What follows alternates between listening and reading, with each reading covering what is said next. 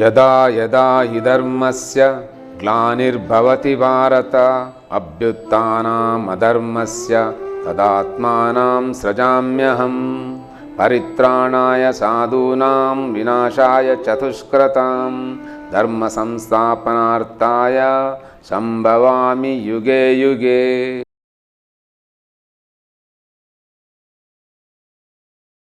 ಭಾರತೀಯ ಸನಾತನಿ ಹಿಂದೂ ಧರ್ಮದ ಎಲ್ಲ ಸಹೃದಯ ಬಂಧುಗಳಿಗೆ ಆಧ್ಯಾತ್ಮ ಚಿಂತನಾ ರಹಸ್ಯ ಸರಣಿಗೆ ಸ್ವಾಗತ. ನಮ್ಮ ಪರಶುರಾಮ ಸೃಷ್ಟಿ ನಾಶದ ಅಂಚಿನಲ್ಲಿದೆ.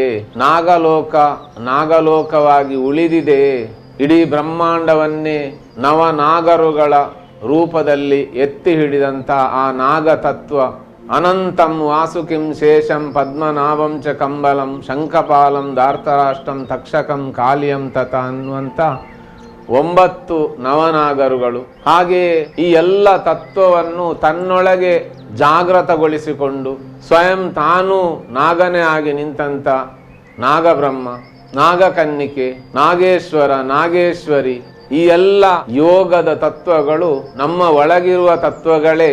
ಹಾಗಂತೇಳಿ ಯಥಾ ಬ್ರಹ್ಮಾಂಡೆ ತಥಾ ಪಿಂಡಾಂಡೆ, ಯಥಾ ಪಿಂಡಾಂಡೆ ತಥಾ ಅಂಡಾಂಡೆ ಅನ್ನುವಂಥ ತತ್ವದ ಪ್ರಕಾರ ಒಂದು ಜೀವಕೋಶದಲ್ಲಿ ಏನಿದೆ ಅದು ಈ ಶರೀರದಲ್ಲಿ ಇದೆ, ಈ ಶರೀರದಲ್ಲಿ ಏನಿದೆ ಅದು ಭೂಮಿಯ ಸುತ್ತಲೂ ಇದೆ, ಎಲ್ಲ ಗ್ರಹಗಳ ಸುತ್ತಲೂ ಇದೆ.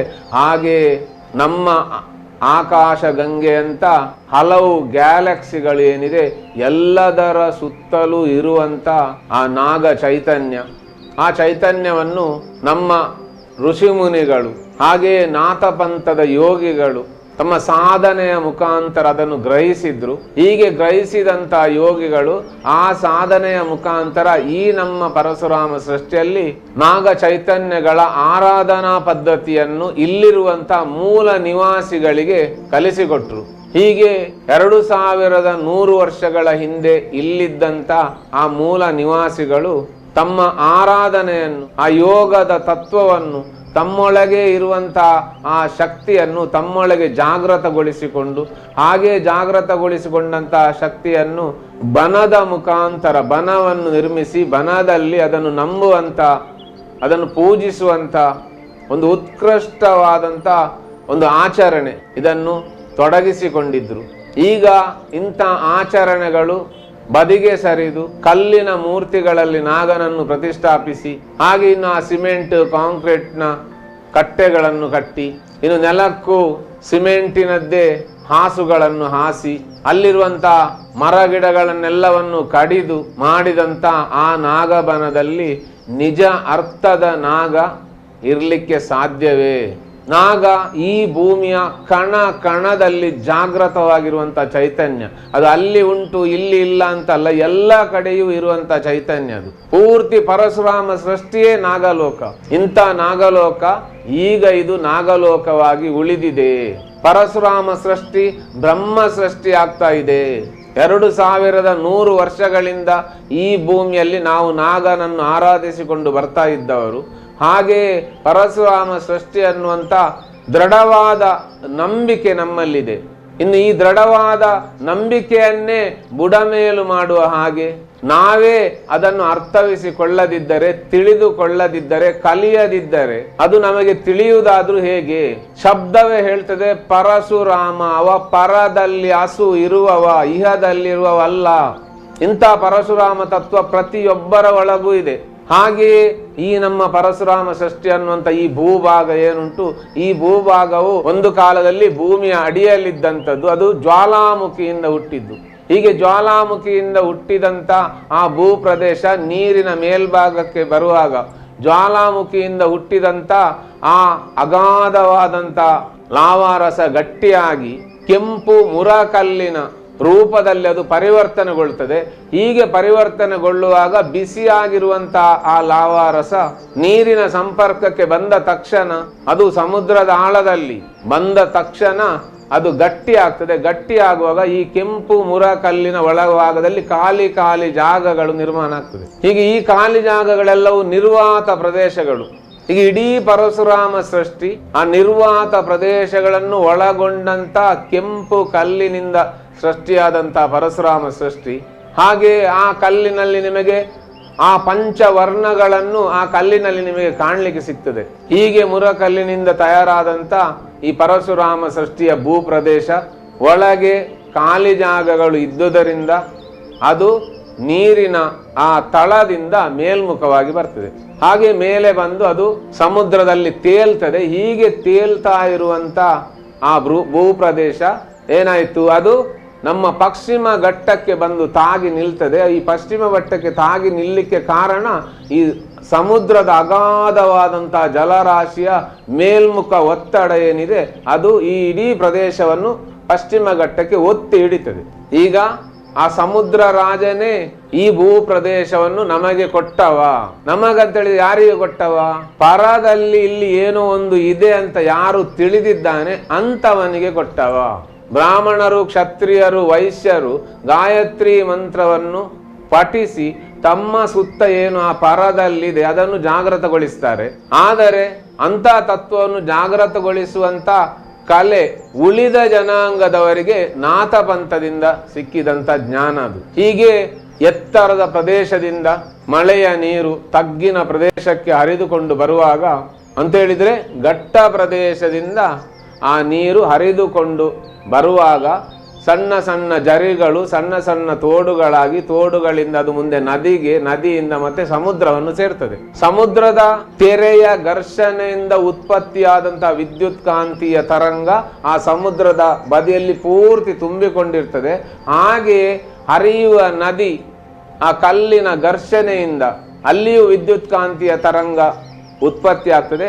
ಹೀಗೆ ಉತ್ಪತ್ತಿ ಆದಂತಹ ತರಂಗ ಸಮುದ್ರದ ಬದಿಯಿಂದ ಅದು ಈ ನದಿಯ ಮುಖಾಂತರ ಮೇಲ್ಮುಖವಾಗಿ ಸಂಚರಿಸಿ ಇನ್ನು ಎಷ್ಟು ತೋಡುಗಳಿದೆ, ಎಷ್ಟು ಜರಿಗಳಿದೆ, ಅದು ಎಲ್ಲಿಂದ ಪ್ರಾರಂಭ ಆಗ್ತದೆ ಆ ಬೆಟ್ಟದ ತುದಿಯವರೆಗೂ ಇದು ಹರಿಯುತ್ತದೆ. ಅಂದ್ರೆ ವಿರುದ್ಧ ದಿಕ್ಕಿಗೆ ಹರಿಯುತ್ತದೆ. ಒಂದು ನದಿ ಅಂತ ಇದ್ರೆ ನಾದಿ ನಿಂತದ್ದಲ್ಲ, ಹರಿಯುವಂಥದ್ದು. ಹೀಗೆ ಹರಿಯುವಂಥ ವಸ್ತು 5% ಇದ್ರೆ ಅದಕ್ಕೆ 95% ಈ ವಿದ್ಯುತ್ ಕಾಂತೀಯ ತರಂಗ ಹಿಮ್ಮುಖವಾಗಿ ಚಲಿಸ್ತದೆ. ಹೀಗೆ ಹಿಮ್ಮುಖವಾಗಿ ಚಲಿಸುವಾಗ ಆಟಿಯ ತಿಂಗಳಲ್ಲಿ ಅಂತ ಹೇಳಿದ್ರೆ ಅಂತ ಮಳೆ ಬರುವಂತ ಸಮಯ ಇದು. ಹಾಗೆ ಹೊರಗೆ ಎಲ್ಲೂ ಹೋಗ್ಲಿಕ್ಕೆ ಆಗದೆ ಇರುವಂತಹ ಸ್ಥಿತಿ, ದುಡಿಲಿಕ್ಕೂ ಹೊರಗೆ ಹೋಗ್ಲಿಕ್ಕೆ ಆಗದೆ ಇರುವಂತಹ ಸ್ಥಿತಿ ಇದ್ದ ಕಾಲ, ಸಹಜವಾಗಿ ಸುತ್ತಮುತ್ತಲಿನ ಆಹಾರ ವಸ್ತುಗಳನ್ನೇ ಉಪಯೋಗಿಸಿಕೊಂಡು ಬದುಕುವಂತ ಸ್ಥಿತಿ. ಈ ಸ್ಥಿತಿಯಲ್ಲಿ ಆ ಘಟ್ಟದ ಪ್ರದೇಶದಿಂದ ಹರಿದುಕೊಂಡು ಬರುವಂತ ಯಾವ ನದಿ ಇದೆ ಅದರ ವಿರುದ್ಧ ದಿಕ್ಕಿನಲ್ಲಿ ಹರಿಯುವಂತಹ ವಿದ್ಯುತ್ ಕಾಂತೀಯ ತರಂಗದ ಸೆಳೆತಕ್ಕೆ ಸಿಕ್ಕಿದಂತ ಭೂತಗಳು, ದೈವಗಳು, ಇವರು ಆ ವಿದ್ಯುತ್ ಕಾಂತೀಯ ತರಂಗದೊಂದಿಗೆ ಸೀದಾ ಮೇಲ್ಮುಖವಾಗಿ ಹರಿದುಕೊಂಡು ಹೋಗ್ತಾರೆ. ಇವರು ಘಟ್ಟಕ್ಕೆ ಹೋದ್ರು. ಘಟ್ಟ ಅಂತ ಹೇಳಿದ್ರೆ ಮಜಲು ಅಂತ, ಒಂದು ಕೆಳಗಿನ ಸ್ಥಿತಿ ಇದ್ರೆ ಅದಕ್ಕಿಂತ ಮೇಲಿನ ಸ್ಥಿತಿ ಇನ್ನೊಂದು ಸ್ಥಿತಿ. ಈಗ 1 ತಿಂಗಳ ಆಟಿಯ ಸಮಯ ಏನುಂಟು ಅದು ಪೂರ್ತಿ ಪಿತೃಗಳ ಆರಾಧನೆಗೆ, ಪಿತೃಗಳ ಸೇವೆಗೆ ಇರುವಂತ ಸಮಯ. ಯಾಕಂತ ಹೇಳಿದ್ರೆ ವಂಶವಾಹಿನಿಯಲ್ಲಿ ನಮ್ಮ ಪಿತೃಗಳಿರ್ತಾರೆ. ಈಗ ಆ ವಂಶವಾಹಿನಿಯ ನಿಯಂತ್ರಣದಲ್ಲಿ ಇರುವುದರಿಂದ ಅವರಿಗೆ ಇಲ್ಲಿಂದ ಬಿಟ್ಟು ಎಲ್ಲಿ ಹೋಗ್ಲಿಕ್ಕೆ ಆಗುದಿಲ್ಲ. ಇಲ್ಲಿಯವರೆಗೆ ಇಲ್ಲಿ ದೈವಗಳಿತ್ತು, ಆ ದೈವಗಳಿರುವಾಗ ಪ್ರೇತಗಳಿಗೆ ಅಂತ ಪ್ರಾಮುಖ್ಯತೆ ಇರಲಿಲ್ಲ. ಈಗ ದೈವಗಳು 1 ತಿಂಗಳ ಕಾಲ ಇಲ್ಲದೆ ಇರುವುದರಿಂದ ಈಗ ಪ್ರೇತಗಳದ್ದೇ ಸಮಯ. ಈಗ ಆ ಪ್ರೇತಗಳನ್ನು ನಾವು ಸಂತೃಪ್ತಿಗೊಳಿಸುವಂತ ಕ್ರಿಯೆ, ನಮ್ಮ ಹಿರಿಯರನ್ನು, ನಮ್ಮ ಪಿತೃಗಳನ್ನು ಅಂತ ಹೇಳಿದ್ರೆ ಈ ಭೂಪ್ರದೇಶದಲ್ಲಿ ಇಲ್ಲಿರುವಂತ ಆ ತತ್ವವನ್ನು, ಯಾವುದು ನಾಗನ ಚಿಂತನೆ ಇರಬಹುದು, ದೈವ ದೇವರುಗಳ ಚಿಂತನೆ ಇರಬಹುದು, ಇದನ್ನೆಲ್ಲವನ್ನು ತಲಾಂತರದಿಂದ ಆರಾಧಿಸಿಕೊಂಡು ಬಂದಂತ, ಅರ್ಚಿಸಿಕೊಂಡು ಬಂದಂತ, ಪೂಜಿಸಿಕೊಂಡು ಬಂದಂತ, ಅದನ್ನು ನಂಬಿದಂತ ನಮ್ಮ ಹಿರಿಯರಿಗೆ ಸಂಬಂಧಪಟ್ಟಂತ ಶರೀರದಲ್ಲೇ ನಾವೀಗ ಇರುವುದು. ಸೃಷ್ಟಿ ಆದಿಯಿಂದ ಇಲ್ಲಿಯವರೆಗೆ ಎಲ್ಲಿಯೂ ಕೊಂಡಿ ತಪ್ಪಿಲ್ಲ. ಕೊಂಡಿ ತಪ್ಪಿದ್ರೆ ನಾವೀಗ ಇಲ್ಲಿ ಇರುವುದೇ ಇಲ್ಲ. ಹೀಗೆ ನಮ್ಮ ಹಿರಿಯರು ಯಾವ ರೀತಿ ಆರಾಧಿಸಿದ್ರು, ಅವರು ಹೇಗೆ ಬದುಕಿದ್ರು, ಅವರ ಭಕ್ತಿ ಎಂಥದ್ದು, ಶ್ರದ್ಧೆ ಎಂಥದ್ದು, ನಂಬಿಕೆ ಎಂಥದ್ದು, ಇದನ್ನೆಲ್ಲವನ್ನು ತಮ್ಮ ಒಳಗೆ ಅವರು ಧರಿಸಿ ಆ ನಾಗನ ನಿಜ ಅನುಭವವನ್ನು ಪಡೆದುಕೊಂಡವರು. ಇವತ್ತು ನಾವು ಅದನ್ನು ಮಾಡ್ತಾ ಇಲ್ಲ. ಇವತ್ತು ನಮಗೆ ಅಂತ ನಂಬಿಕೆಯೂ ಇಲ್ಲ, ಅಂತ ಭಕ್ತಿಯೂ ಇಲ್ಲ, ಅಂತ ಶ್ರದ್ಧೆಯೂ ಇಲ್ಲ, ಅದರ ಬಗ್ಗೆ ಗೊತ್ತೇ ಇಲ್ಲ. ಯಾಕೆಂತೇಳಿ ನಾವು ಅದನ್ನು ಕಲೀಲಿಲ್ಲ, ನಾವು ಅದನ್ನು ತಿಳಿಲಿಲ್ಲ. ವಿಜ್ಞಾನ ಇಷ್ಟು ಮುಂದುವರಿದ್ರೂ ನಮಗೆ ಅದರ ಅರ್ಥವೇ ಆಗಲಿಲ್ಲ. ಯಾಕಂತೇಳಿ ನಮಗೆ ವಿಜ್ಞಾನ ಬೇರೆ, ಇನ್ನು ಆಧ್ಯಾತ್ಮ ಬೇರೆ ಅಂತಾಗಿದೆ. ಇದು 2 ಒಂದೇ. ನಂಬುವ ನಾನು, ನೆನೆಸುವವ ನಾನು, ಭಾವಿಸುವವ ನಾನು, ಭಕ್ತಿ ನನ್ನದು, ಜ್ಞಾನ ನನ್ನದು, ಇನ್ನು ಆ ವಸ್ತು ಎಲ್ಲಿ ಉಂಟು? ಅದು ಸಹ ನನ್ನ ಒಳಗೆ ಉಂಟು. ಹೀಗೆ ನನ್ನ ಈ ಶರೀರ ಅಂತ ಹೇಳಿದ ತಕ್ಷಣ ಅದು ನಾನು ಈ ಶರೀರ ಅಲ್ಲ, ನಾನು ಬೇರೆ, ಶರೀರ ಬೇರೆ, ನಾನು ನನ್ನನ್ನು ಕಲ್ಪಿಸಿಕೊಂಡದ್ದು. ಇದು ಈಗ ನಿದ್ರೆ ಬಂದ್ರೆ ಈಗಲೇ ಈ ಎಚ್ಚರದ ಸ್ಥಿತಿ ಇಲ್ಲ. ಇನ್ನು ಎಚ್ಚರಗೊಂಡ ತಕ್ಷಣ ಮತ್ತೆ ಪುನಃ ಈ ಎಚ್ಚರದ ಸ್ಥಿತಿ, ಈ ಎಚ್ಚರದಲ್ಲಿ ನಾನು, ನನ್ನದು, ಅದು ಇದು ಎಲ್ಲವೂ. ಹಾಗಿರುವಾಗ ಯಾವುದನ್ನೀಗ ನಂಬಬೇಕು? ಆಗ ನಾವು ನಮ್ಮನ್ನು ಮೊದಲು ನಂಬಬೇಕು. ಮಹಾಭಾರತದಲ್ಲಿಯೂ ಕಿಂದಮ ಋಷಿಗಳು ಅನ್ನುವಂಥ ಒಂದು ಶಬ್ದ ಬರ್ತದೆ. ಅದು ನಮ್ಮನ್ನು ನಾವು ನಂಬುವ ಕ್ರಿಯೆ, ನಾನು ಯಾರು ಅಂತ ತಿಳಿಯುವ ಕ್ರಿಯೆ. ಹೀಗೆ ಈ ಶರೀರಕ್ಕೆ ಇಲ್ಲಿ ಬ್ರಹ್ಮ ಅಂತ ಹೆಸರು. ಬ್ರಹ್ಮ ಹೇಳಿದ್ರೆ ಬೃಹತಿ ತೀತಿ ಬ್ರಹ್ಮ, ಯಾವುದು ದೊಡ್ಡದು ಅದು ಬ್ರಹ್ಮ ಅಂತ. ಬ್ರಹ್ಮ ಅನ್ನುವಂಥ ಶರೀರ ಇಲ್ಲಿ ಜೀವಂತ ಇದೆ ಅಂತ ಹೇಳಿ ಆದ್ರೆ ಅದಕ್ಕೆ ಕಾರಣ ಇದರ ಸುತ್ತ ಒಂದು ಲಿಂಗ ಶರೀರ ಉಂಟು. ಹಾಗೆಯೇ ಆ ಲಿಂಗ ಶರೀರದ ಆ ಕಾಂತೀಯ ಬೆಳಕು, ಮ್ಯಾಗ್ನೆಟಿಕ್ ವೇವ್ಸು ಉತ್ತರದಿಂದ ದಕ್ಷಿಣಕ್ಕೆ ಹರಿಯುತ್ತದೆ. ಹಾಗೆ ದಕ್ಷಿಣದಿಂದ ಉತ್ತರಕ್ಕೆ ವಿದ್ಯುತ್ ಕಾಂತೀಯ ತರಂಗವಾಗಿ ಮೇಲ್ಮುಖವಾಗಿ ಹರಿಯುತ್ತದೆ. ಹೀಗೆ ಹರಿಯುವಾಗ ಆ ಮೇಲಿನಿಂದ ಕೆಳಗೆ ಏನು ಹರಿಯುತ್ತಾ ಇತ್ತು ಇದಕ್ಕೆ ನಾಗ ಅಂತ ಹೆಸರು. ನಾ ಆಗ ಪರ್ವತ ಅಲ್ಲ, ಚಲಿಸುವಂಥದ್ದು. ಇನ್ನು ಹಾಗೆ ಅದು ದಕ್ಷಿಣದಿಂದ ಉತ್ತರಕ್ಕೆ ಹರಿಯುವಾಗ ನಮ್ಮ ಶರೀರದಲ್ಲಿ 7 ಚಕ್ರಗಳಿದೆ. ಹೇಗೆ ಒಂದು ಪಾರದರ್ಶಕವಾದಂಥ ಬೆಳಕನ್ನು ಪಟ್ಟಕದಲ್ಲಿ ಹರಿಸಿದರೆ 7 ಬಣ್ಣಗಳು ಕಾಣ್ತದೋ ಅದೇ ರೀತಿ ಇಲ್ಲಿಯೂ 7 ಬಣ್ಣಗಳಾಗಿ ಅದು ವಿಭಜನೆಗೊಳ್ತದೆ. ಹೀಗೆ ಮೂಲಾಧಾರ, ಸ್ವಾಧಿಷ್ಠಾನ, ಮಣಿಪುರ, ಅನಾಥ, ವಿಶುದ್ಧಿ, ಆಜ್ಞಾ ಅನ್ನುವಂಥ ಈ 6 ಚಕ್ರಗಳು ಏನುಂಟು, ಆ 6 ಚಕ್ರಗಳಲ್ಲಿ 64 ಭೈರವರು ಅನ್ನುವಂಥ ಆ ಶಕ್ತಿ ಅಲ್ಲಿಂದ ಹೊರಗೆ ಹರಿಯುತ್ತದೆ. ಇದು ಹರಿಯುವುದೆಲ್ಲವೂ ಶರೀರದ ಒಳಗಿನಿಂದಲೇ. ಈಗ ಈ 6 ಚಕ್ರಗಳು ಏನಿದೆ ಇವನಿಗೆ ಸುಬ್ರಹ್ಮಣ್ಯ ಅಂತ ಹೆಸರು. ಅಂದ್ರೆ ಶುಭ್ರವಾದ ಮಣಿಯ ರೂಪದಲ್ಲಿರುವ ಈ ಮಣಿ ಯಾವುದು ಕೇಳಿದ್ರೆ ಅದಕ್ಕೆ ಶಿವನ ವೀರ್ಯ ಬಿಂದುಗಳು. ಮನ್ಮಥ ಬಾಣ ಬಿಟ್ಟಾಗ ಶಿವನ ವೀರ್ಯ ಬಿಂದುಗಳು ಕೆಳಗೆ ಬೀಳ್ತವೆ. ಆ 6 ವೀರ್ಯ ಬಿಂದುಗಳನ್ನು ಕೃತಿಕಾ ನಕ್ಷತ್ರ, ಇದು 7 ನಕ್ಷತ್ರಗಳ ಗುಂಪು. ಇದು ಕೃತಿಕಾ ನಕ್ಷತ್ರ ಅಂತೇಳಿ ಮೂಲಾಧಾರದ ಸಹಸ್ರಾರ್ಧವಾಗಿರುವಂಥ 7 ಕೃತಿಕಾ ನಕ್ಷತ್ರಗಳು ತಾವರೆಯಲ್ಲಿ ಆ ಬಿಂದುಗಳನ್ನಿಟ್ರು. ಹೀಗೆ ಆ ಬಿಂದು 6 ಮಗುವಾಯಿತು. ಈ 6 ಮಗು ಆದ ತಕ್ಷಣವೇ ದಕ್ಷಿಣದಿಂದ ಉತ್ತರಕ್ಕೆ ವಿದ್ಯುತ್ ಕಾಂತಿಯ ತರಂಗ ಹರಿಯುತ್ತದೆ. ಈ ಶರೀರದೊಂದಿಗೆ ಈ ಲಿಂಗ ವಿಲೀನಗೊಳ್ತದೆ. ಈ ವಿಲೀನಗೊಂಡಿತ್ತು ಅಂತ ಹೇಳಿದ್ರೆ ಶಿವ ಮತ್ತೆ ಪಾರ್ವತಿಯ ಮದುವೆ ಆಯಿತು. ಇದು ನಿರಂತರ ನಡೆಯುವ ಕ್ರಿಯೆ, ಗ್ರಹಿಸ್ಲಿಕ್ಕೆ ಮಾತ್ರ ಇರುವುದು ನಮಗೆ. ಇದಕ್ಕೆ ಸಾಧನೆ ಅಂತ ಹೆಸರು. ಹಾಗೆಯೇ ಈ ಶರೀರವನ್ನು ಪೂರ್ತಿಯಾಗಿ ತುಂಬಿಕೊಂಡೊಂದು ವಿದ್ಯುತ್ ಕಾಂತಿಯ ತರಂಗ ಇದೆ. ಆ ತರಂಗ ಇಲ್ಲಿ ಹೊರಗೂ ಹರಿಯುತ್ತದೆ. ಇವನಿಗೆ ವಿಷತೀತೀತಿ ವಿಷ್ಣು, ಎಲ್ಲ ಕಡೆ ವ್ಯಾಪಕನಾದವ ವಿಷ್ಣು ಅಂತ ಹೆಸರು. ಇನ್ನು ನಾವು ಆ ವಿಷ್ಣುವನ್ನು ನೋಡುವುದು ನವನಾರಾಯಣರುಗಳು ಅನ್ನುವಂಥ 9 ನವರಸಗಳ ಮುಖಾಂತರ, ನವ ಭಾವಗಳ ಮುಖಾಂತರ ಆ ವಿಷ್ಣುವನ್ನು ನಾವು ನೋಡ್ತೇವೆ. ಹೇಗೆ ಕೇಳಿದ್ರೆ ನಾರಾಯಣ ರೂಪದಲ್ಲಿ. ಇಂಥ ಶೇಷ ಶಯನನಾದಂಥ ಆ ನಾರಾಯಣನೇ ಇಲ್ಲಿ ಪರಶುರಾಮ ಅವತಾರಿಯಾಗಿ ಬಂದವ. ಇವ ಪ್ರತಿಯೊಬ್ಬರ ಜೀವನದಲ್ಲಿ 12ರಿಂದ 24 ವರ್ಷದವರೆಗೆ ಪರಶುರಾಮ ಅವತಾರವೇ ನಡೆಯುವುದು. ಇಂಥ ಪರಶುರಾಮ ತತ್ವ ಬರಬೇಕಿದ್ರೆ, ಪರಶುರಾಮ ತತ್ವ ಜಾಗೃತಗೊಳ್ಳಬೇಕಿದ್ರೆ ಅದಕ್ಕಿಂತ ಮೊದಲು ವಾಮನಾವತಾರ ಮುಗಿಬೇಕು. ವಾಮನಾವತಾರದಲ್ಲಿ ಬಲಿಯನ್ನು ವಾಮನ ಪಾತಾಳಕ್ಕೆ ಮೆಟ್ಟಬೇಕು. ಯಾವಾಗ 12 ವರ್ಷ ಆಗ್ತದೋ ಆಗ ನಮ್ಮ ಒಳಗಿರುವಂತ ಆ ಬಲಿಯನ್ನು, 100 ಅಶ್ವಮೇಧ ಯಾಗ ಮಾಡಿದ ಆ ಬಲಿಯನ್ನು ನಮ್ಮ ಒಳಗಿನ ಈ ವ್ಯವಸ್ಥೆಯೇ ಕೆಳಗೆ ಮೆಟ್ಟುತ್ತದೆ. ಈಗ 12 ವರ್ಷದ ನಂತರ ನಾನು ಜನ ಬೇರೆ, ಆಗ ಬ್ರಹ್ಮ ಗ್ರಂಥಿ ಜಾಗೃತ ಆಗಿರ್ತದೆ. ವಿಷ್ಣು ಗ್ರಂಥಿ ಅನ್ನುವಂಥದ್ದು ಏನು ಥೈಮಸ್ ಗ್ಲ್ಯಾಂಡ್ ಉಂಟು ಅದು ಮಲಗಿರ್ತದೆ. ಶಾಂತಾಕಾರಂ ಭುಜಗಶಯನಂ ಅನ್ನುವಂಥ ಸ್ಥಿತಿಯಲ್ಲಿ ಅಪ್ಪ ಅಮ್ಮನ ಕೈ ಹಿಡಿದುಕೊಂಡು ಹೋಗುವಂಥ ಮಗು 12 ವರ್ಷ ಆಗುವಾಗ ಮೆಲ್ಲ ಕೈ ಬಿಡ್ತದೆ. ಯಾಕಂದ್ರೆ ರಜೋಗುಣ ಬಂತು, ಬ್ರಹ್ಮನ ಗುಣ ಬಂತು. ಅದೇ ಹೊತ್ತಿಗೆ ವಿದ್ಯುತ್ ಕಾಂತಿಯ ತರಂಗ ಏನು ಹರಿಯುತ್ತಾ ಇತ್ತು ಅದು ಇಲ್ಲಿ ಎದೆಯಲ್ಲಿ ಗೋಚರ ಆಗ್ತಾ ಇತ್ತು 12 ವರ್ಷದವರೆಗೆ. ಈಗ ಅದು ಇಲ್ಲಿ ಗೋಚರ ಆಗುವುದಿಲ್ಲ, ಇದು ಬ್ರಹ್ಮ ಗ್ರಂಥಿಯಲ್ಲಿ ಗೋಚರ ಆಗ್ತದೆ. ರೀಪ್ರೊಡಕ್ಟಿವ್ ಸಿಸ್ಟಮ್ಗಳೆಲ್ಲ ಆಕ್ಟಿವ್ ಆಗಿರ್ತದೆ. ಹೀಗೆ ಏಕಕಾಲಕ್ಕೆ ಜ್ಞಾನವನ್ನು ಕೊಡುವಂಥ ಬ್ರಹ್ಮ ಬಂದ. ಅದೇ ಹೊತ್ತಿಗೆ ಆ ಜ್ಞಾನದಿಂದ ಪರದಲ್ಲಿ ಇಲ್ಲಿ ಏನೋ ಒಂದು ಇದೆ. ಹಾಗೆ ಇರುವಂಥದ್ದು ಯಾವುದು ಕೇಳಿ ಅದು ರಾಮ ಅಂತ ಹೇಳಿದ್ರೆ ಒಳಗಿನಿಂದ ಹೊರಗೆ ಬಂದಂಥದ್ದು. ಇದು ನಾವು ಅದನ್ನು ತಿಳಿಯಬೇಕಿದ್ರೆ ಹೊರಗಿನಿಂದ ಒಳಗೆ ಹೋಗ್ಬೇಕು. ಅದಕ್ಕೆ ಹೊರಗಿನಿಂದ ಒಳಗೆ ಹೋಗ್ಲಿಕ್ಕೋಸ್ಕರವೇ ಏಕಾಗ್ರ ಮನಸಾತ್ರೇವ ಮರೇತಿ ಜಪ ಸರ್ವದ ಅಂತ ಹೇಳಿ ನಾರದ ಮಹರ್ಷಿಗಳು ಪ್ರಚೇತಸ ಮುನಿಯ ಮಗ ರತ್ನಾಕರನಿಗೆ ಹೇಳ್ತಾರೆ. ಹೀಗೆ ಆ ಮರ ಮರ ಮರ ಅಂತ ಹೇಳಿದಂಥ ರತ್ನಾಕರ ಮುಂದೆ ವಾಲ್ಮೀಕಿ ಅಂತ ಎನ್ನಿಸಿ ರಾಮಾಯಣವನ್ನು ಬರೆದ. ಇಂಥ ಪರಶುರಾಮ ಸೃಷ್ಟಿಯಲ್ಲಿ ಆ ಘಟ್ಟದ ಮೇಲಿನಿಂದ ಹರಿಯುವಂಥ ಯಾವ ನೀರುಂಟು ಅದು ಮೇಲಿನಿಂದ ಮಾತ್ರ ಹರಿಯುವುದಲ್ಲ, ಭೂಮಿಯ ಒಳಗಿನಿಂದಲೂ ಅದು ಹರಿದುಕೊಂಡು ಬರ್ತದೆ.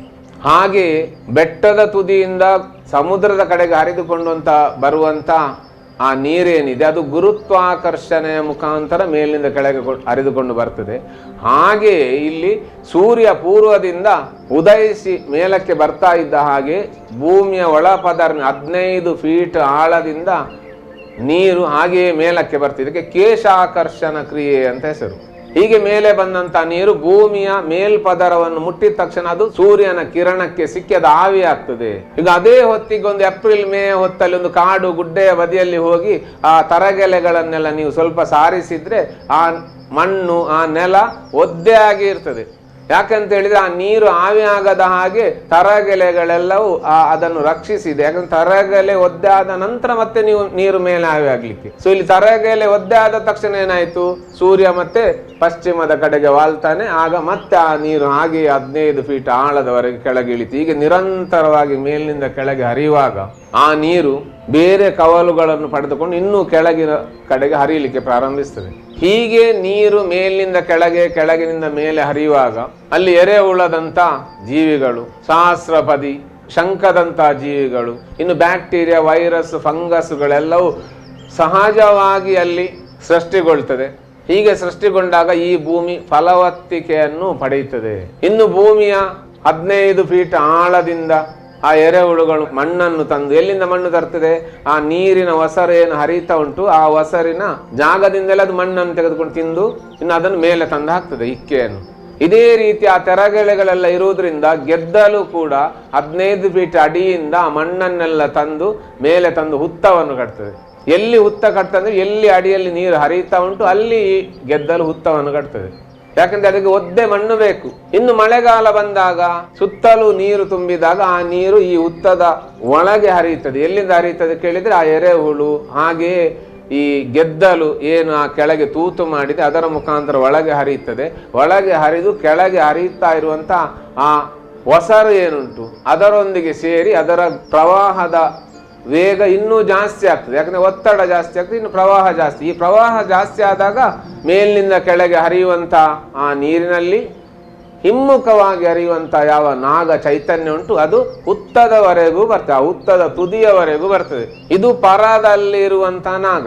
ಇನ್ನು ಇದರ ತರಂಗದ ಸಂವೇದನೆಯನ್ನು ಗ್ರಹಿಸಿದಂತ ಶೀತ ರಕ್ತ ಪ್ರಾಣಿಯಾದಂತ ನಮ್ಮ ನಾಗರ ಹಾವು ಇದೇ ದಾರಿಯಲ್ಲಿ ಚಲಿಸುವಂಥದ್ದು. ಹಾಗೆ ಗೆದ್ದಲು ಅಲ್ಲಿಂದ ಹೋದ ನಂತರ ಮತ್ತೆ ಆ ಜಾಗದಲ್ಲಿ ಈ ನಾಗಗಳೆಲ್ಲ ಬಂದು ವಾಸಿಸ್ತವೆ. ಯಾಕಂದ್ರೆ ಅದಕ್ಕೆ ಬೇಕಾದಂತ ಎಲ್ಲ ವ್ಯವಸ್ಥೆಗಳು ಆ ಹುತ್ತದೊಳಗಿದೆ, ತಂಪಿದೆ, ಹಾಗೆ ರಕ್ಷಣೆ ಇದೆ. ಹೀಗೆ ಹುತ್ತಗಳಿರುವಂತಹ ಜಾಗದಲ್ಲಿ ನಮ್ಮ ಹಿರಿಯರು ನಾಗಗಳನ್ನು ಆರಾಧಿಸಿದ್ರು. ಯಾಕೆ ಅಲ್ಲಿ ಒಂದು ನಿಜ ಅರ್ಥದ ನಾಗ ಇದೆ ಅಂತೇಳಿ. ಈಗ ನಾವೇನು ಮಾಡಿದೆವು, ಹಿರಿಯರಿಂದ ಬಂದಂತಹ ಭೂಪ್ರದೇಶಗಳನ್ನೆಲ್ಲ ಮಾರಾಟ ಮಾಡಿ ಉಳಿದ ಒಂದು ಜಾಗದಲ್ಲಿ ಕಾಂಕ್ರೀಟ್ನಿಂದ ಮಾಡಿದ ನಾಗಬನ ಎಲ್ಲ ನಿರ್ಮಿಸಿ, ಇನ್ನು ನಾನು ಇಷ್ಟವರೆಗೆ ಏನು ಕೇಶಾಕರ್ಷಣ ಕ್ರಿಯೆ, ಗುರುತ್ವಾಕರ್ಷಣ ಕ್ರಿಯೆ, ವಿದ್ಯುತ್ ಕಾಂತಿಯ ತರಂಗ ಇದು ಯಾವುದು ಇಲ್ಲಿ ಇಲ್ಲ. ನಾಗ ಅಂತ ಹೇಳಲಿಕ್ಕೆ ಕಲ್ಲಿನಲ್ಲಿ ಕೆತ್ತಿದಂತ ಶಿಲೆಗಳು ಕಾಣ್ತದೆ, ಯಾಕಂದ್ರೆ ಅದು ಕಾಣಲಿಕ್ಕೆ. ಆದ್ರೆ ನಿಜವಾಗಿಯೂ ಅಲ್ಲಿ ನಾಗ ಇದ್ದಾನ? ನಾಗ ಅನ್ನುವಂಥದ್ದು ನಾಗನೇ ಹೊರತು ಅದು ಸರೀಸೃಪ ಅಲ್ಲ. ಹಾಗಂತೇಳಿ ಸರೀಸೃಪದ ಸುತ್ತಲೂ ಇಂಥ ಒಂದು ನಾಗ ಚೈತನ್ಯ ಇದೆ. ಒಂದು ವೇಳೆ ಸರೀಸೃಪ ಸತ್ರೆ ಆ ನಾಗ ಚೈತನ್ಯ ಯಾರದನ್ನು ಮೊದಲು ನೋಡ್ತಾರೆ ಅವನನ್ನು ಹಿಡಿದುಕೊಳ್ತಾರೆ, ಅಂದ್ರೆ ಅವನ ಲಿಂಗ ಶರೀರವನ್ನು ಸೇರಿಕೊಳ್ತದೆ. ಅದಕ್ಕೋಸ್ಕರ ನಮ್ಮ ಲಿಂಗ ಶರೀರವನ್ನು ಸತ್ತ ನಾಗನ ಚೈತನ್ಯ ಸೇರಿಕೊಳ್ಬಾರ್ದಂತ ಇದ್ರೆ ಎಲ್ಲಿಯಾದ್ರೂ ನಾಗ ಸತ್ತದ್ದು ಕಂಡದಕ್ಕೆ ಸಂಸ್ಕಾರ ಮಾಡಬೇಕು, ಅಥವಾ ಯಾರಾದ್ರೂ ಮಾಡುವವರಿದ್ರೆ ಅವರಿಗೆ ಕಾಣಿಕೆಯನ್ನು ಕೊಡಬೇಕು. ಒಂದು ನಾಣ್ಯವನ್ನು ಕೊಟ್ಟರು ಸಾಕು. ಒಂದು ನಾಣ್ಯ ಕೊಟ್ರೆ ಈಗ ನೀವು ಅಲ್ಲಿ ಏನೋ ಕೊಟ್ಟಿದ್ದೀರಿ ಅನ್ನುವಂತ ತರಂಗ, ಯಾಕೆಂತ ಹೇಳಿದ್ರೆ ಆ ನಾಣ್ಯದ ಸುತ್ತಲೂ ವಿದ್ಯುತ್ ಕಾಂತಿಯ ತರಂಗ ಇದೆ, ಗುರುತ್ವಾಕರ್ಷಣ ವಲಯ ಇದೆ. ಆಗ ಈ ನಾಗನ ಬಾಧೆಯಿಂದ ನಾವು ಬದುಕಬಹುದು, ಉಳಿಬಹುದು. ಹಾಗಂತೇಳಿ ನಾಗ ನಮಗೆ ಭಯ ಹುಟ್ಟಿಸುವಂತ ಶಕ್ತಿ ಅಲ್ಲ ಅದು. ನಾಗನ ಸ್ವರೂಪವೇ ನಮ್ಮಲ್ಲಿ ಆ ನಾಗ ಚೈತನ್ಯವನ್ನು ಜಾಗೃತಗೊಳಿಸುವಂಥದ್ದು, ಅಥವಾ ನಮ್ಮ ಶರೀರದಲ್ಲಿ ರೋಮಾಂಚನದ ಒಂದು ಸ್ಥಿತಿಯನ್ನು ನಾವು ಅನುಭವಿಸಿದ್ದೇವೆ ಅಂತ ಆದ್ರೆ ಅದು ನಮ್ಮ ಒಳಗಿರುವಂತ ನಾಗನನ್ನು ನಾವು ಅನುಭವಿಸಿದ್ದೇವೆ ಅಂತ ಅರ್ಥ. ಇನ್ನು ವಸತಿ ಬಡಾವಣೆಗಳನ್ನೆಲ್ಲ ಮಾಡುವಾಗ ಅಲ್ಲಿರುವಂತ ಎಲ್ಲಾ ಮರಗಳನ್ನೆಲ್ಲ ಕಡಿದು ಇಲ್ಲಿಯವರೆಗೆ ಅಲ್ಲಿ ಯಾವ ಚರಾಚರ ವಸ್ತುಗಳು ಬದುಕ್ತಾ ಇತ್ತು ಅವುಗಳಿಗೆ ನೆಲೆಯೇ ಇಲ್ಲದ ಹಾಗೆ ಮಾಡಿ, ಇನ್ನು ಮನೆಯೆಲ್ಲ ಕಟ್ಟಿದ ನಂತರ ಇನ್ನು ಅಲ್ಲಿ ನಾಗದೋಷ ಇದೆ, ಅಲ್ಲಿ ಸಮಸ್ಯೆ ಇದೆ, ಕಷ್ಟ ಇದೆ ಅಂತ ಹೇಳಿ ಏನು ಪ್ರಯೋಜನ? ಅಂತ ಬಡವನೆ ಕಟ್ಟುವಾಗಲೇ ನಾಗನಿಗೂ ಒಂದು ನಾಗನ ಬನವನ್ನು ನಿರ್ಮಾಣ ಮಾಡಿ, ಆಗ ಭಕ್ತಿ ಇರುವವರು, ಶ್ರದ್ಧೆ ಇರುವವರು, ನಂಬಿಕೆ ಇರುವವರು, ಆ ಬಡಾವಣೆಯಲ್ಲಿ ವಾಸಿಸುವವರು ಇದನ್ನು ಆರಾಧಿಸಿಕೊಂಡು ಬರ್ತಾರೆ. ಆಗ ಅವರಿಗೆ ನಾಗದೋಷಕ್ಕೂ ಪರಿಹಾರ ಆಯಿತು. ಹಾಗೆ ಇನ್ನು ಈ ನಾಗ ಅನ್ನುವಂಥ ಯಾವ ನಾಗರ ಹಾವಿದೆ ಇದಕ್ಕೆ ನಿಲ್ಲಿಕ್ಕೂ ನೆಲೆ ಆಯಿತು. ಯಾಕಂತ ಹೇಳಿ ಅಲ್ಲಿಗೊಂದು ತಂಪಿನ ಪ್ರದೇಶ ಉಂಟು ಅಂತ. ಇನ್ನು ತಂಪಿನ ಪ್ರದೇಶ ಇಲ್ಲ ಅಂತ ಹೇಳಿ ಆದ್ರೆ ಅದು ಮನೆಯ ಒಳಗೂ ಓಡಿಕೊಂಡು ಬರ್ತದೆ. ಯಾಕಂತ ಹೇಳಿ ಅದಕ್ಕೆ ತಂಪಿನ ಜಾಗ ಬೇಕು. ತಂಪಿನ ಜಾಗ ನಾವು ಇಡ್ಲಿಲ್ಲ. ಹಿಂದೆ ತಂಪಿತ್ತು, ಈಗ ಆ ತಂಪಿಲ್ಲ ಇಲ್ಲಿ. ಈಗ ಎಲ್ಲೆಲ್ಲಿ ಖಾಲಿ ನಿವೇಶನಗಳಿದೆ ಅಲ್ಲಿ ಎಲ್ಲವೂ ಇಂಥ ನಾಗಬನಗಳನ್ನು ನಾವು ನಿರ್ಮಿಸಿದ್ರೆ ಮತ್ತೆ ನಾವು ನಮ್ಮ ನಾಗಲೋಕವನ್ನು ಜಾಗೃತಗೊಳಿಸಬಹುದು. ಹೀಗೆ ನಾವು ಅಲ್ಲಲ್ಲಿ ನಾಗವನಗಳನ್ನು ನಿರ್ಮಿಸ್ತಾ ಹೋದ್ರೆ, ಹಾಗೆ ಪ್ರತಿ ಬಡಾವಣೆಗಳಲ್ಲಿಯೂ ಇಂಥ ನಾಗಬನಗಳು ನಿರ್ಮಾಣ ಆದರೆ ಇದರಿಂದ ಪ್ರಯೋಜನ ಅಲ್ಲಿ ಬದುಕುವವರಿಗೆ ಮಾತ್ರ ಅಲ್ಲ, ಅದನ್ನು ಯಾರು ಖರೀದಿಸಿ ಬಡಾವಣೆಯನ್ನು ನಿರ್ಮಿಸಿದ ಆ ವ್ಯಕ್ತಿ ಯಾರಿದ್ದಾನೆ, ಮರಗಳನ್ನು ಕಡಿದು ನಾಶ ಮಾಡಿದಂತಹ ಸ್ಥಿತಿಯಲ್ಲಿ ಏನು ನಾಗದೋಷ ಬಂತು ಅದಕ್ಕೂ ಅವನಿಗೂ ಪರಿಹಾರ ಸಿಗ್ತದೆ. ಬಡಾವಣೆ ಮಾಡಿದವನಿಗೂ ಪರಿಹಾರ ಉಂಟು, ಬಡಾವಣೆಯಲ್ಲಿ ಬಂದು ವಾಸಿಸುವವರಿಗೂ ಪರಿಹಾರ ಉಂಟು. ಅದು ಯಾವಾಗ ಕೇಳಿದ್ರೆ ನಿಜ ಅರ್ಥದಲ್ಲಿ ನಾವು ಅದನ್ನು ಮಾಡಿದರೆ ಮಾತ್ರ. ನನ್ನದೊಂದು ಎಲ್ಲರಲ್ಲಿ ಮನವಿ, ವಸತಿ ಬಡಾವಣೆಗಳನ್ನು ಯಾರೆಲ್ಲ ಮಾಡ್ತಾರೆ ಅವರೆಲ್ಲರೂ ಅಲ್ಲಿ ಜಾತಿ ಬರುವುದಿಲ್ಲ. ಯಾಕಂದ್ರೆ ಬಡಾವಣೆಯಲ್ಲಿ ವಾಸಿಸುವಾಗ ಎಲ್ಲ ಜಾತಿಗೆ ಸಂಬಂಧಪಟ್ಟವರು ಇರ್ತಾರೆ ಅಲ್ಲಿ. ಬಡಾವಣೆಗಳನ್ನು ಮಾಡುವಾಗ ಹಾಗೆಯೇ ಇನ್ನು ಎಲ್ಲೆಲ್ಲೆಲ್ಲಿ ಖಾಲಿ ಜಾಗಗಳಿದೆ ಅಲ್ಲಿ ಎಲ್ಲ ಕಡೆಯೂ ಈ ಮರಗಳನ್ನು ನೆಟ್ಟು ನಾಗವನವನ್ನು ನಾವು ಸ್ಥಾಪಿಸಬೇಕು, ಮರು ಸ್ಥಾಪಿಸಬೇಕು. ಮತ್ತೆ ನಾಗ ಚೈತನ್ಯ ನಮ್ಮ ಈ ಭೂಮಿಯಿಂದ ಮೇಲೆದ್ದು ಬರಬೇಕು. ಹಿಂದೆ ಗದ್ದೆಗಳಿತ್ತು, ಆ ಗದ್ದೆಗಳಲ್ಲಿ ಒಂದು 3 ತಿಂಗಳು ನೀರು ನಿಲ್ಲಿಸ್ತಾ ಇದ್ರು. ಆಗ ಆ ಭೂಮಿಯ ಆಳದವರೆಗೂ ನೀರು ಹರಿಯಲಿಕ್ಕೆ ವ್ಯವಸ್ಥೆ ಇತ್ತು, ಕೆರೆಗಳಿತ್ತು, ಬಾವಿಗಳಿತ್ತು. ಇದನ್ನೆಲ್ಲವನ್ನು ನಾವು ಕಳಕೊಳ್ಳುತ್ತಾ ಬರ್ತಾ ಇದ್ದೇವೆ. ಈ ಭೂಮಿಯಲ್ಲಿ ಒಂದು ಸತ್ವ, ಒಂದು ಚೈತನ್ಯ ಅಂತ ಇದ್ರೆ ಮಾತ್ರ ಈ ಭೂಮಿಯಲ್ಲಿ ಮನುಷ್ಯ ಬದುಕಲಿಕ್ಕೆ ಸಾಧ್ಯವೇ ಹೊರತು ಆ ಚೈತನ್ಯವೇ ಇಲ್ಲದಿದ್ರೆ ಬದುಕಲಿಕ್ಕೆ ಸಾಧ್ಯ ಇಲ್ಲ. ಇಲ್ಲಿ ಮರಗಿಡಗಳಿದ್ರೆ ಆ ಮರಗಿಡಗಳಿಗೋಸ್ಕರ, ಆ ಮರಗಿಡಗಳ ಬಾಯಾರಿಕೆಯನ್ನು ನೀಗಿಸ್ಲಿಕ್ಕೋಸ್ಕರ ಮಳೆ ಬರ್ತದೆ ಹೊರತು ನಾವು ಬೇಡಿದ್ರಿಂದ ಬರ್ತದೆ ಅಂತ ಅಲ್ಲ ಅದರ ಅರ್ಥ. ಯಾಕಂದ್ರೆ ಪ್ರಕೃತಿಗೂ ಮಳೆಗೂ ಅವಿನಾಭಾವ ಸಂಬಂಧ ಇದೆ. ನಾವೀಗ ಆ ಪ್ರಕೃತಿಯ ತತ್ವದಿಂದ ಹೊರಗೆ ನಿಂತಿದ್ದೇವೆ. ನಮ್ಮ ಶರೀರವು ಒಂದು ಪ್ರಕೃತಿ, ಈ ಪ್ರಕೃತಿ ಈ ಭೂಮಿ ಅನ್ನುವಂಥ ಈ ಪ್ರಕೃತಿಗೆ ಪೂರಕವಾಗಿದ್ರೆ ಮಾತ್ರ ಆಗ ನಮ್ಮ ಪ್ರಾರ್ಥನೆಗೂ ಮಳೆ ಸ್ಪಂದಿಸ್ತದೆ. ಇವತ್ತು ನಾವು ಪೂರಕವಾಗಿಲ್ಲ, ನಾವು ಹೊರಗೆ ಬಂದಿದ್ದೇವೆ, ಒಳಗಿನ ಸ್ಥಿತಿಯಿಂದ ಹೊರಗೆ ಬಂದು ನಿಂತಿದ್ದೇವೆ. ಅಸುರಿ ಪ್ರವೃತ್ತಿಯಲ್ಲಿದ್ದೇವೆ, ರಾಕ್ಷಸಿ ಪ್ರವೃತ್ತಿಯಲ್ಲಿ, ದಾನವ ದೈತ್ಯರನ್ನುವಂತಹ ಸ್ಥಿತಿಯಲ್ಲಿ ನಾವು ಬೆಳೆದು ನಿಂತಿದ್ದೇವೆ. ಇನ್ನು ದಾನವರಿಗೆ, ದೈತ್ಯರಿಗೆ, ಅಸುರರಿಗೆ, ರಾಕ್ಷಸರಿಗೆ ಯಾವ ಭಾಷೆಯಿಂದಲೂ ಹೇಳಿದ್ರು ಈ ತತ್ವ ಅರ್ಥ ಆಗ್ಲಿಕ್ಕೆ ಸಾಧ್ಯ ಇಲ್ಲ. ಅದು ಏನಿದ್ರು ಭಾವುಕರಿಗೆ, ಯಾರು ನಂಬುತ್ತಾರೆ ಅವರಿಗೆ. ನನ್ನ ಗುರು ಹೇಳ್ತಿದ್ರು, ಬುದ್ಧಿವಂತರು ಬೇಕಿಲ್ಲ ನನಗೆ, ಭಾವುಕರು ಬೇಕು. ಗುರುವಾಗುವುದಕ್ಕಿಂತ ಮೊದಲು ಆ ಗುರು ಭಾವುಕನೇ ಆಗಿರ್ತಾನೆ. ಹಾಗೆ ಆ ಭಾವುಕನಾದಂತಹ ಗುರು ಬೆಳೀತಾ ಬರುವಾಗ ಜ್ಞಾನವನ್ನು ಪಡೀತಾನೆ. ಹೀಗೆ ಜ್ಞಾನವನ್ನು ಪಡೆದಂಥ ಗುರು ಭಾವುಕತನದಿಂದಲೇ ಜ್ಞಾನ ಬಂತು ಅನ್ನುವಂಥ ತತ್ವ ಗೊತ್ತಿದ್ದ ಗುರು ತನ್ನ ಎಲ್ಲ ಶಿಷ್ಯರ ಒಳಗೂ ನಂಬಿಕೆಯ ಮುಖಾಂತರ ಭಾವನೆಗಳನ್ನು ಸೃಷ್ಟಿ ಮಾಡುವಂಥ ಕಲೆಗಳನ್ನು ಕಲಿಸಿಕೊಡ್ತಾನೆ. ಹೀಗೆ ಬೆಳೆದಂಥ ಶಿಷ್ಯ ತಾನು ಮುಂದೊಂದು ದಿನ ಬುದ್ಧಿವಂತನೇ ಆಗುವುದು, ಜ್ಞಾನಿಯೇ ಆಗುವುದು. ಆದರೆ ಇಲ್ಲಿ ಜ್ಞಾನದೊಂದಿಗೆ ಭಾವುಕತೆ ಇದೆ. ಹಾಗೆ ಈ ಭಾವುಕತೆಯೊಂದಿಗಿನ ಈ ನಿಜ ಜ್ಞಾನ ಏನುಂಟು ಇದನ್ನು ನಾವು ಅನುಭವಿಸಬೇಕು. ಯಾಕಂದ್ರೆ ಅದು ನಮ್ಮದು. ಇದಕ್ಕೆ ಇನ್ನು ಯಾರೋ ಬಂದು ನಮಗೆ ಕಲಿಸಿಕೊಡುವ ಅಗತ್ಯ ಇಲ್ಲ. ಯಾಕಂದ್ರೆ ಇದು ನಮ್ಮದು. ಇದನ್ನು ನಾವು ಕಲಿಬೇಕು, ನಾವು ತಿಳಿಬೇಕು. ಪ್ರಕೃತಿ ಉಳಿದ್ರೆ ಎಲ್ಲವೂ ಇದೆ, ಪ್ರಕೃತಿಯೇ ಇಲ್ಲದಿದ್ರೆ ಏನು ಇಲ್ಲ. ಭೂಮಿಯಲ್ಲಿರುವಂಥ ಎಲ್ಲ ಜೀವರಾಶಿಗಳು ಒಂದಕ್ಕೆ ಒಂದು ಪೂರಕವಾಗಿರುವಂಥದ್ದು. ಅಂಥದ್ರಲ್ಲಿ ಕೆಲವು ಪಕ್ಷಿಗಳು, ಕೆಲವು ಪ್ರಾಣಿಗಳನ್ನು ನಾವು ಈಗ ಕಳೆದುಕೊಂಡಾಗಿದೆ. ಇನ್ನು ಇಲ್ಲಿ ಬಿಸಿಯ ತಾಪ ಏರ್ತಾ ಹೋದರೆ ಮುಂದೆ ಇಲ್ಲಿ ನಾಗಗಳು ಬದುಕಲಿಕ್ಕೆ ಸಾಧ್ಯ ಇಲ್ಲ. ಮತ್ತೆ ನಾಗಗಳನ್ನು ನಾವು ಚಿತ್ರದಲ್ಲಿ ಮಾತ್ರ ನೋಡಬೇಕಾದಿತ್ತು. ಇನ್ನು ನಾಗಗಳಲ್ಲಿ ಕುಟುಂಬದ ನಾಗ, ಇನ್ನು ಊರಿನ ನಾಗ, ಹಾಗೆ ದೇವಸ್ಥಾನಗಳಲ್ಲಿರುವಂತಹ ನಾಗ, ಹೀಗೆ ನಾವು ಸುಬ್ರಹ್ಮಣ್ಯ, ಕುಡುಪು, ಪಾವಂಜೆ, ಹೀಗೆ ಕುಟುಂಬದ ನಾಗ ಅಂತ ಹೇಳಿದ್ರೆ ಅದು ನಮ್ಮ ವಂಶವಾಹಿನಿಗೆ ಸಂಬಂಧಪಟ್ಟಂತ ನಾಗ, ನಮ್ಮ ಪೂರ್ವಿಕರಿಂದ ಆರಾಧಿಸಿಕೊಂಡು ಬಂದಂತ ನಾಗ. ಇನ್ನು ಈ ಪೂರ್ವಿಕರು ಒಂದು ಜಾಗದಿಂದ ಇನ್ನೊಂದು ಜಾಗಕ್ಕೆ ಹೋಗುವಾಗ ಯುದ್ಧ ಎಲ್ಲ ನಡೆಯುತ್ತಾ ಇರುವಂತಹ ಕಾಲಘಟ್ಟದಲ್ಲಿ ಆ ನಾಗಗಳನ್ನು ಅವರು ಇನ್ನೊಂದು ಜಾಗದಲ್ಲೂ ನಂಬಿರಬಹುದು. ಇನ್ನು ಯಾವ ಊರಲ್ಲಿ ನಾವಿದ್ದೇವೆ ಆ ಊರಿಗೆ ಸಂಬಂಧಪಟ್ಟಂತ ನಾಗ. ನಮ್ಮ ದೈವ ದೇವರುಗಳ ಕಾರ್ಯಕ್ರಮ ಯಾವಾಗ ನಡೆಯುತ್ತದೆ ಅದೇ ದಿನ ಕುಟುಂಬದ ನಾಗನಿಗೆ ಹಗಲಲ್ಲಿ ಸೇವೆ ಎಲ್ಲ ಇರ್ತದೆ. ಇನ್ನು ಅದೇ ದಿನ ರಾತ್ರಿ ಭೂತಗಳು ದೈವಗಳ ಕಾರ್ಯ ನಡೀತದೆ. ಇನ್ನು ನಾಗರ ಪಂಚಮಿಯ ದಿನ ನಮ್ಮ ಊರಿನಲ್ಲಿರುವಂಥ ನಾಗಬನಗಳೇನುಂಟು ಅಥವಾ ಉಡುಪು, ಸುಬ್ರಹ್ಮಣ್ಯ, ಪಾವಂಜೆ ಇಂಥ ನಾಗ ಕ್ಷೇತ್ರಗಳೇನುಂಟು ಅಲ್ಲಿ ನಾವು ಹೋಗಿ ನಮ್ಮ ಪೂಜೆಯನ್ನು ಸಲ್ಲಿಸಬಹುದು ಅಥವಾ ಸಂದರ್ಶನ ಮಾಡಿ ದರ್ಶನ ಮಾಡಿ ಬರಬಹುದು. ಈಗ ಇಂಥ ವ್ಯವಸ್ಥೆಗಳೆಲ್ಲವೂ ಹಿಂದಿನಿಂದ ನಡೆದುಕೊಂಡು ಬಂದಂಥ ಪದ್ಧತಿಗಳು. ಈ ಪದ್ಧತಿಗಳ ಹಿಂದೆ ಯೋಗದ ತತ್ವ ಇದೆ, ಯೋಗದ ಕಥೆ ಇದೆ. ಬ್ರಹ್ಮಾಂಡವನ್ನೇ ವ್ಯಾಪಿಸಿ ನಿಂತಹ ವಸ್ತುವನ್ನು ನನ್ನ ಒಳಗೆ ನಾನು ಧರಿಸುವಂಥ, ನನ್ನೊಳಗೆ ನಾನು ನೋಡುವಂಥ, ಮತ್ತೆ ನಾನು ಅದೇ ಆಗಿ ನಿಲ್ಲುವಂಥ ಒಂದು ಯೋಗದ ತತ್ವ ಇದೆ. ಈ ಯೋಗದ ತತ್ವ ಯಾವುದು ಕೇಳಿದರೆ ಆದಿಶೇಷ ಯೋಗ ಕಲೀಲಿಕ್ಕೆ ಈ ಭೂಮಿಗೆ ಬಂದ.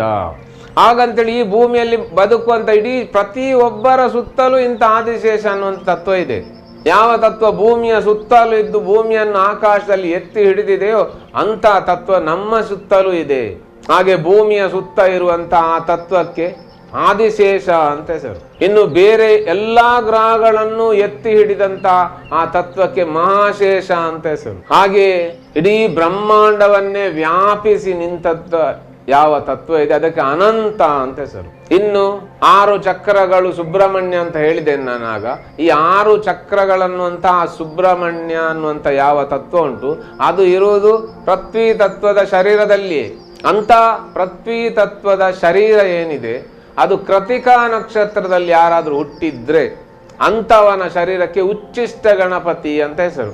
ಇನ್ನು ಅದರ ಒಳಗಿರುವಂಥ ಈ 6 ಚಕ್ರಗಳಿಗೆ ಕಾರ್ತಿಕೇಯ, ಸುಬ್ರಹ್ಮಣ್ಯ ಅಂತ ಹೆಸರು. ಇದು ಒಂದೇ ಶರೀರದಲ್ಲಿರುವಂಥ ಒಂದು ಪರ ಒಂದು ಈಹದ್ದು ಕತೆ. ಇಂತಹ ಸುಬ್ರಹ್ಮಣ್ಯನ ಸುತ್ತ ಯಾವ ಲಿಂಗ ಶರೀರ ಇದೆ ಆ ಲಿಂಗ ಶರೀರದಲ್ಲಿ ಇಲ್ಲಿ 5 ತಲೆಯ ಅಂದರೆ ಪಂಚಭೂತಾತ್ಮಿಕವಾದಂಥ ಶರೀರ ಅಂತ ಹೇಳುವಾಗ ಅದರ 5 ತಲೆಗೆ ಸಂಬಂಧಪಟ್ಟಾಗ 5 ತಲೆಯ ನಾಗ ಚೈತನ್ಯ ಇದೆ. ಇದಕ್ಕೆ ವಾಸುಕಿ ಅಂತ ಹೆಸರು. ವಾಸು ಹೇಳಿದರೆ ವಾಸಯತೆ ಇತಿ ವಾಸು, ಎಲ್ಲ ಕಡೆ ಯಾವುದು ವ್ಯಾಪಿಸಿಕೊಂಡುಂಟು ಅದು ವಾಸು ಅಂತ. ವಾಸು ಇಲ್ಲಿ ಕೀ ಹೇಳಿದರೆ ಕು ಪ್ಲಸ್ ಆ ಕ ಅಂತ ಶಿವಶಕ್ತಿಯುಕ್ತಗೊಳಿಸಿಟ್ಟಂತ ಆ ಕ ನನ್ನ ಒಳಗಿನಿಂದ ಅದು ಮೇಲ್ಮುಖವಾಗಿ ಹರಿಯುತ್ತಾ ಇದೆ. ಹರಿಯುತ್ತಾ ಅದು ಕ ಅಂತ ಮಾಡ್ತದೆ, ಅದಕ್ಕೆ ವಾಸುಕಿ. ಇದೆಲ್ಲವೂ ನಮ್ಮ ಋಷಿಮುನಿಗಳು ಪುರಾಣ ಕಾಲದಿಂದಲೂ ವೇದ ಕಾಲದಿಂದಲೂ ಆರಾಧಿಸಿಕೊಂಡು ಬಂದಂಥ, ಅರ್ಚಿಸಿಕೊಂಡು ಬಂದಂಥ, ನಂಬಿಕೊಂಡು ಬಂದಂಥ ಒಂದು ತತ್ವ ಇದು. ಆ ತತ್ವವನ್ನು ನಾವಿಲ್ಲಿ ಕೌಲಾಚಾರ ಪದ್ಧತಿಯಲ್ಲಿ ದೇಹ ಭಾವದ ಸ್ಥಿತಿಯಲ್ಲಿ ದೇಹದಲ್ಲಿ ದರ್ಶನದ ಮುಖಾಂತರ ನಾವು ದೇವರನ್ನು ನೋಡುವವರು. ಅಂಥ ಸ್ಥಿತಿಯಲ್ಲಿ ನಾವು ಅದನ್ನು ಹೊರಗೆ ಇಟ್ಟು ಆರಾಧನೆ ಮಾಡುವಂಥ ಕಲೆಯನ್ನು ನಾಥವಂತದ ಯೋಗಿಗಳು ನಮಗೆ ಕಲಿಸಿಕೊಟ್ರು. ಅಂಥ ತತ್ವ ಯಾವುದು ಕೇಳಿದರೆ ಅದು ನಾಗ ಬ್ರಹ್ಮ ಅಂತ. ಅದು ಯಾಕೆ ನಾಗ ಬ್ರಹ್ಮ ಕೇಳಿದರೆ ಈ ನಮ್ಮ ಭೂಪ್ರದೇಶ ಬ್ರಹ್ಮ ಸೃಷ್ಟಿ ಅಲ್ಲ, ಇದು ಬೇರೆ ಒಂದು ಸೃಷ್ಟಿ. ಆದ್ದರಿಂದ ಈ ಸೃಷ್ಟಿಗೆ ಅದು ನಾಗಬ್ರಹ್ಮ. ಯಾರು ನಾಗಬ್ರಹ್ಮ? ಅದೇ ಸುಬ್ರಹ್ಮಣ್ಯ ಇಲ್ಲಿ ನಾಗಬ್ರಹ್ಮ, ಅದೇ ಉಚ್ಚಿಷ್ಟ ಗಣಪತಿ ಇಲ್ಲಿ ಬ್ರಹ್ಮ. ಅಂದರೆ ತಿದ್ದಿ ಬರೆಯುವ ಅಂತ, ಹಣೆ ಬರವನ್ನು ತಿದ್ದಿ ಬರೆಯುವವ, ವೇದವನ್ನು ಪುನಃ ಬರೆದವ. ಇನ್ನು ನಾಗಮುರಿ, ನಾಗ ಪ್ರತಿಷ್ಠೆ, ಇದಕ್ಕೆ ಸಂಬಂಧಪಟ್ಟಂತ ದೃಶ್ಯ ಚಿತ್ರಗಳನ್ನು ನಿಮ್ಮ ಎದುರಲ್ಲಿ ಇಡ್ಲಿಕ್ಕಿದೆ. ಇದೆಲ್ಲವನ್ನು ನಾನು ನಾಗರ ಪಂಚಮಿ ಕಳೆದು ಬರುವಂತ ಸಂಚಿಕೆಯಲ್ಲಿ ತಿಳಿಸಿಕೊಡ್ಲಿಕ್ಕಿದ್ದೇನೆ. ಈ ಸಂಚಿಕೆಯ ಉಳಿದ ಭಾಗವನ್ನು ಮುಂದಿನ ಸಂಚಿಕೆಯಲ್ಲಿ ತಿಳಿಸ್ಲಿಕ್ಕಿದ್ದೇನೆ. ಪರಶುರಾಮ ತತ್ವವನ್ನು, ನಾಗಬ್ರಹ್ಮನ ತತ್ವವನ್ನು ಕೇಳಿದಂಥ ನೋಡಿದಂಥ ಎಲ್ಲ ಸಹೃದಯ ಬಂಧುಗಳಿಗೆ ಅನಂತ ಅನಂತ ಕೃತಜ್ಞತೆಗಳು, ಅನಂತ ಅನಂತ ಪ್ರಣಾಮಗಳು.